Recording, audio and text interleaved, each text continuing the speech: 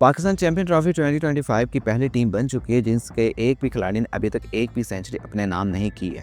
हत्ता कि champion trophy की कमज़ोर तरीन समझी जाने वाली टीम्स जिनमें बांग्लादेश और अफगानिस्तान शामिल हैं, उनके खिलाड़ी ने भी एक एक बार जो है ना सेंचुरी अपने नाम कर ली है। सेंचुरीज की अगर लिस्ट देखें तो New Zealand top of the list है, जिनमें विल जंग, टॉम लैथन और रचिन रविंद्रा शामिल हैं। इसके बाद अगर हम बात करें इंग्लैंड की तो उनमें से बेन डकट और रिसेंटली जो रूट शामिल हैं।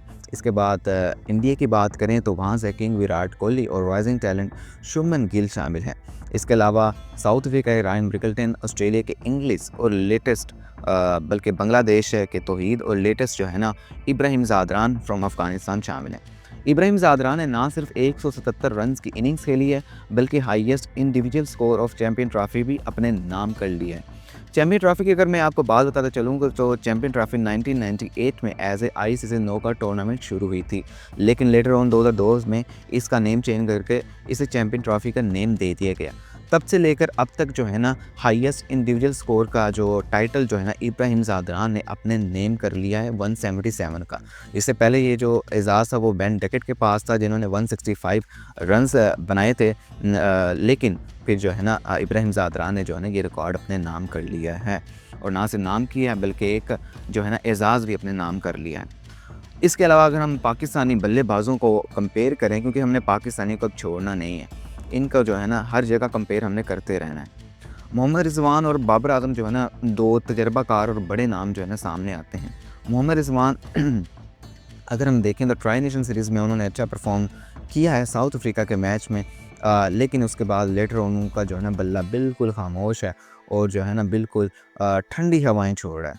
एक तो आग उगलता है ना, ये ठंडी हवाएं छोड़ रहा है। बाबर आजम की बात करें तो बाबर आजम ने जो रिसेंट उनकी सेंचुरी अगर मानी जाती है तो वो नेपाल के मैच की सेंचुरी, जिसमें उन्होंने 151 रन्स बनाए थे।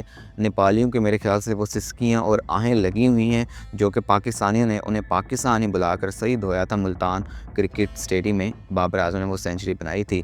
वो आहें ऐसी लगी हैं कि बाबर आजम की अभी तक जो है ना मुसलसल 65वीं इनिंग्स है, और बाबर आजम जो है ना मुसलसल कोशिश कर रहे हैं कि वो थर्ड फिगर में दाखिल हों, लेकिन वो ना दाखिल नहीं हो पा रहे। इसके अलावा इसकी जो है ना मुख्तलिफ़ रीज़न्स बयान की जाती हैं। एक तो कहा जाता है कि बाबर आजम जो है ना वो तीसरे नंबर पर खेलने वाले प्लेयर थे, उन्हें जो है ना ओपनिंग करवाई गई है, जिसकी बिना पर जो है ना बाबर आजम अच्छा परफॉर्म नहीं कर पा रहे। अगर देखी जाए तो हर बात के दो पहलू होते हैं। अगर हम पहला पहलू देखें तो काफ़ी हद तक ये बात हमें सही दिखाई भी देती है। अगर हम रिसेंटली स्टैट्स को कंपेयर करें with south African ODI series के साथ, तो ज़मीन आसमान का उतार चढ़ाव हमें नज़र आता है। 3 मैचेस खेले साउथ अफ्रीका के खिलाफ बाबर आजम ने, उसमें स्टैट्स कुछ इस तरह हैं कि 23, 73, 52 कुछ इस तरह हैं, ऊपर नीचे हो सकते हैं। तो 2 मैचेस में बाबर आजम ने हाफ सेंचुरीज बनाई हैं साउथ अफ्रीका के मैच में, ओडीआई मैच में। लेकिन क्योंकि उन मैचेस में यूँ था कि राइजिंग टैलेंट जो हमारे पास था, इमर्जिंग और जिसे कहा जाए पैशनेट टैलेंट, साइम अयूब थे, वो आते थे और क्विक स्टार्ट देते थे, जैसा कि मॉडर्न क्रिकेट में मिडिल ऑर्डर को चाहिए होता है। साइम अयूब ऐसा स्टार्ट प्रोवाइड करते थे। बाबर आजम जो थे ना लेटर ऑन आते थे और एक अच्छी पार्टनरशिप डेवलप करते थे, जिसकी बिना पर पाकिस्तान को एक अच्छा क्विक स्टार्ट मिलता था। बाबर आजम को मैंने देखा है, बाबर आजम एक ऐसा प्लेयर है कि ये लेटर ऑन आकर पार्टनरशिप डेवलप करने वाला प्लेयर है।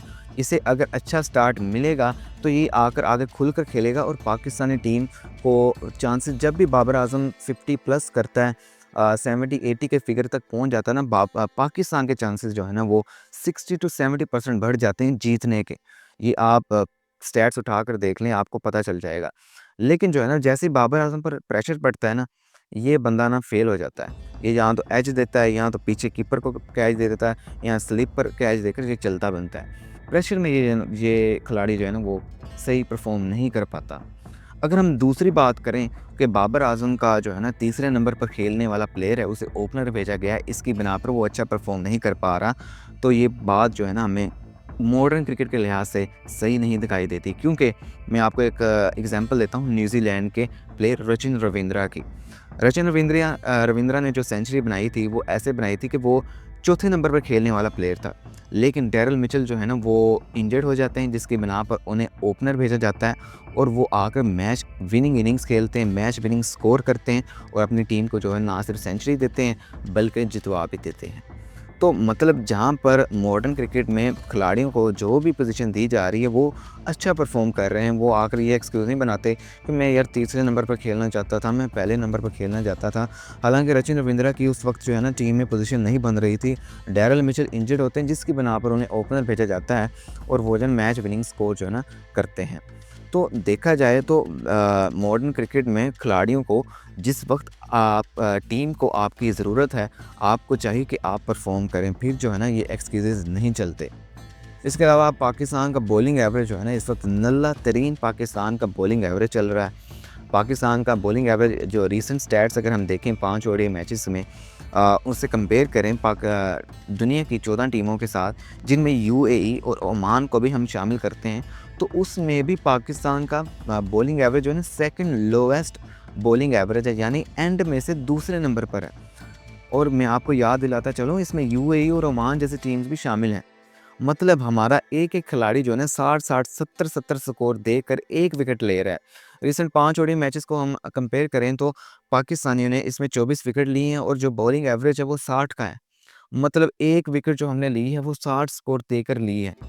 हारिस हो गए, नसीम हो गए, इसमें शाहीन हो गए, इनका अपना जो है ना वो एवरेज जो है ना वो ये 60-60, 50-50, 56-56 स्कोर देकर 1 विकेट ले रहे हैं। और फिर विद ड्यू रिस्पेक्ट सराकी जवेद जो है ना वो इनको आकर जो है ना वो डिफेंड करते हैं कि इन कंडीशंस में जो था ना वो हारिस, नसीम और शाहीन के अलावा कोई बेहतरीन ऑप्शन नहीं था। और फिर जो है ना फिर इनके स्टैट्स जो है ना वो आपके सामने हैं। बॉलिंग एवरेज पाकिस्तान का बिल्कुल जो है ना बिल्कुल फ्लॉप हुआ पड़ा है इस वक्त। वही फिर वसीम अकरम भाई की जो है ना बात सामने आती है कि पाकिस्तानी को चाहिए कि वो बैठें, पीसीबी कमेटी बैठे, सिलेक्शन कमेटी बैठे, एक कंसिस्टेंसी लेकर आए और चाहे 4 चेंजेस हों, 5 चेंजेस हों, पाकिस्तानियों को चाहे कि वो बोल्ड स्टेप ले और 5 से 6 चेंजेस करे, नए टैलेंट को सामने लेकर आए, इमर्जिंग टैलेंट को, जिसके अंदर पैशन हो, जिसे चाहिए कि मैं खेलूँगा तभी मेरी टीम में जगह बाकी बचेगी। ऐसे टैलेंट को जब तक सामने नहीं लाया जाएगा, मेरिट की बिना पर टैलेंट को सामने नहीं लाया जाएगा, तो पाकिस्तान की आइंदा मैं आपको बताऊँ कि 40 साल भी हो जाएँ, पाकिस्तान की हालत इससे बदतर से बदतरीन होती चली जाएगी। क्योंकि अफ़गानिस्तान की टीम आपके सामने, वो टीम एक ऐसी टीम है कि जो मेहनत करती है, रोज़ाना की बुनियाद पर कुछ ना कुछ अच्छा करने की कोशिश करती रहती है और थोड़ा-थोड़ा करके वो अपनी टीम को बेहतर से बेहतरीन करते चले जा रहे हैं। लेकिन पाकिस्तान वहीं जो है ना नीचे से नीचे रहता जा रहा है। एक तो पाकिस्तान मेज़बान था, चैम्पियन ट्रॉफ़ी का डिफेंडिंग चैम्पियन भी था, लेकिन बिना कोई मैच जीते पाकिस्तान जो है ना वो चैम्पियन ट्रॉफ़ी से बाहर हो चुका है। तो स्टैट्स आपके सामने, बॉलर्स वो पाकिस्तान के फ्लॉप जा रहे हैं, बैटर्स वो पाकिस्तान के फ्लॉप जा रहे हैं। तो फिर शोएब भाई ने सही कहा था, शोएब अख्तर ने, कि क्लूलेस मैनेजमेंट है, ब्रेनलेस मैनेजमेंट है। पाकिस्तानी को पता ही नहीं कि इस कंडीशन पे जो खिलाड़ी अच्छा देखें, अगर एक खिलाड़ी हमारा इंजर्ड हो गया है, साइम अयूब, दूसरा फ़खर ज़मान भी इंजर्ड हो गया, तो हमारे पास कोई ओपनर नहीं बचता कि जो आए और ओपनिंग कर सके। हम जो है ना पिछले प्लेयर्स को शफ़ल कर रहे हैं, उन्हें ही एडजस्ट करने की कोशिश कर रहे हैं। यार आपके पास नया टैलेंट पड़ा है, आपके पास उस्मान पड़ा था, आप उससे भी ओपनिंग करवा सकते थे, आप उसे चांस दे सकते थे। लेकिन जो है ना आपने बाबर को पहले पर लेकर आए, अंडर प्रेशर हुई हैं चीज़ें और जो है ना पाकिस्तानी से कोई परफॉर्मेंस नहीं दे पाए। इंडिया से वो ज़लील होकर आ रहे हैं, न्यूज़ीलैंड से वो ज़लील होकर आ रहे हैं। अगर हम देखें ना ट्राई नेशन सीरीज़ के मैचेस और चैम्पियन ट्रॉफ़ी के मैचेस को कंपेयर करें, पाकिस्तान ने तकरीबन 5 मैचेस खेले हैं और उसमें से सिर्फ मुझे याद पड़ता है एक ही मैच साउथ अफ्रीका वाला जीता है, बाकी सारे जो है ना बुरे तरीके से हारे हैं।